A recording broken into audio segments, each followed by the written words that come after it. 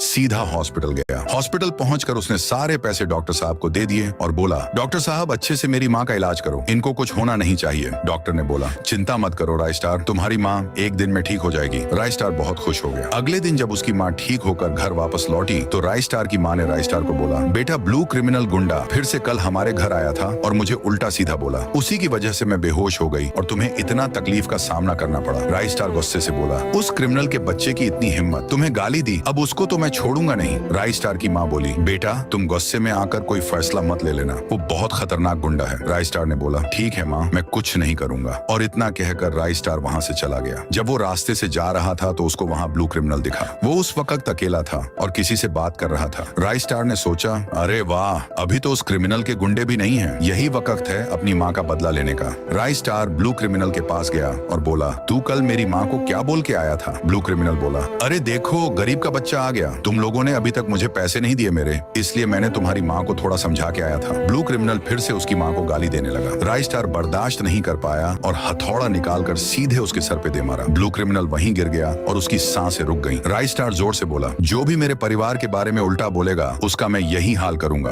आस-पास लोग खड़े थे, उन सब के अंदर रायस्टार का खौफ बैठ गया। आधी रात में रायस्टार को याद आया कि कमलापुर वाले भूत के पास भी जाना है, क्योंकि इस भूत ने उसकी बहुत मदद की थी, तो उसका भी बात मानना पड़ेगा। रायस्टार कमलापुर की तरफ चल पड़ा। कमलापुर पहुंचकर उसने उस भूत से बोला, हाँ बोलो भाई, आपने मुझे यहाँ बुलाया था। वो भूतिया लड़का बोला, मुझे बहुत खुशी हुई कि तुम अपने वादे के पक्के हो। अब तुम्हें मेरा एक छोटा सा काम करना पड़ेगा। आज से 20 साल पहले मुझे व्हाइट 444 नाम के एक गुंडे ने बड़ी बेरहमी से मार डाला था और मेरी लाश को इसी गांव में दफना दिया था। मैं अब मर चुका हूँ, लेकिन मेरी आत्मा को तभी शांति मिलेगी जब व्हाइट 444 को मौत मिलेगी, और ये काम तुम्हें करना होगा। रायस्टार बोला, मैं आपके लिए कुछ भी कर सकता हूँ, क्योंकि आपने मेरी माँ की जान बचाई है। अब आप व्हाइट 444 का एड्रेस बता दो। रायस्टार अपने घर गया और गन वगैरह रेडी करने लगा। अगले सुबह वो व्हाइट 444 के अड्डे पर गया। वहाँ उसने देखा कि उसकी पूरी सेना वहाँ खड़ी है। रायस्टार ने आइडिया लगाया और अपना कपड़ा बदलकर व्हाइट के पास गया। रायस्टार ने व्हाइट को बोला, मैं क्लॉक टावर गांव का सबसे बड़ा गुंडा हूँ, मुझे एक बैंक को लूटना है। उस बैंक में 500 करोड़ रुपए हैं, अगर तुम मेरी मदद करोगे तो हम दोनों आधा आधा पैसा ले सकते हैं। व्हाइट 444 ने बोला, अच्छा ठीक है, मैं इस डील को एक्सेप्ट करता हूँ। रायस्टार ने बोला, बाकी की बातें अकेले में करते हैं। रायस्टार ने व्हाइट को अकेले में ले जाकर बोला,